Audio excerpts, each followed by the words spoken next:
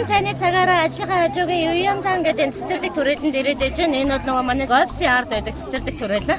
Тэгээ манай ажлынхаа ингээд өдрийн цайныхаа дараа хоол ундаа шингээ ингээ нэг хэсэг нь одоо офистаа бас унтаж амарч идэг, нэг хэсэг нь ингээд цэцэрлэгээр зугаагаад толгойд архиж байгаа сэргээгээ явждаг.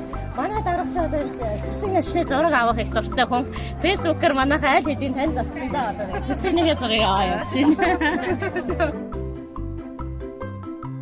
Одоо яг бид нарын одоо явж байгаа энэ цэцэрлэг түрээлэнд сакура цэцгийн одоо 1 сарын баяр үргэлжилж байгаа. Энэ бол хамгийн их сакура ургадаг гэдгээр алдартай цэцэрлэг. Тэгээ бүтэн сарын турш одоо сакура цэцэгтэй хүмүүс зураг хөргөө авахулж энд янз бүрийн одоо ивентүүд зохион байгуулагдах юм байна.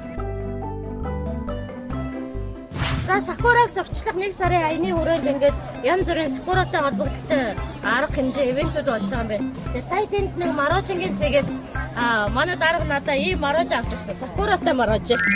Тэгсэн чинь харин энийг зарж байгаа залуу маань бас шилийн голын өвөр Монгол залуу байна. Ой, Монгол хүн юм. Оо, чи Монгол юм уу? Баймаа. Яг чихрийн амттай юм байна. Сакура цэцэг ийм амттай юм болоо.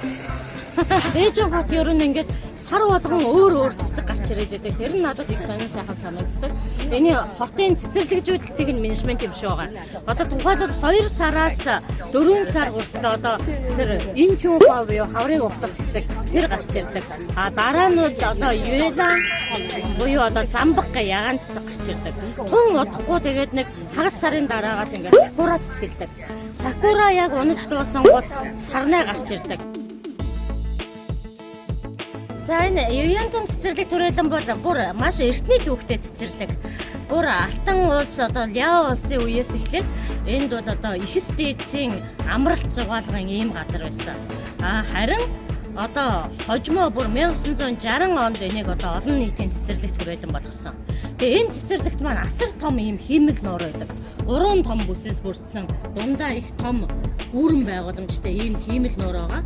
Энийг болохоор Чин улсын төрийн үед одоо яг төрийн бодлогоор ус хадгалах одоо хотыг усжуулалтанд зориулж ус хадгалах одоо нөөцийн газар болгож энэ нуурыг одоо байгуулсан.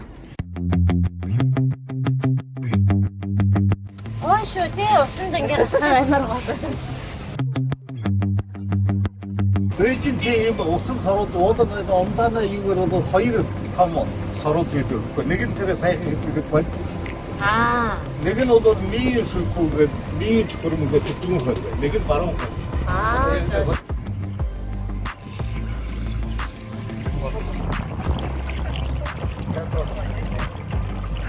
Аргуулаа хэдүүлээ. Ингэж явж байгаа зураг аваад чүн дээрээ тавьж унтаж байгаа нөхдүүдийг өмрөөлье.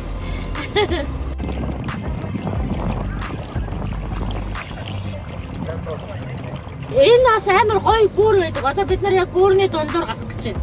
Их том гантик гүүр байгаа. Энэ Юянтан цэцэрлэгийн одоо нуурын гантик гүүр. Энэ гүүрэн дээрээс одоо бас энэ оршийг харахад маш гоё сайхан харагддаг.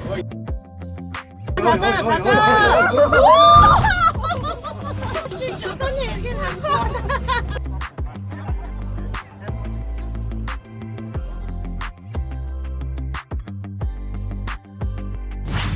За амралтын өдрийн 2 цагийн чөлөөж гисэн би тэгэхэд одоо ингээд бас ажлынхаа хажуугийн цэцэрлэг түрээлэнгээр зугаалаад тарих толгоогоо сэргээгээд ингээд ордог. Ингээд орчин нөхцлөө жаахан өөрчлөөл одоо чинь буцаад ажлын ирж хүч бас маш их сайхан боллоо. Сайхан аяллаа. Энийгээ бас зүгээр ажихгүй болоо гэгээд та бүхэнд хүргэж байгаа шүү. Баяртай.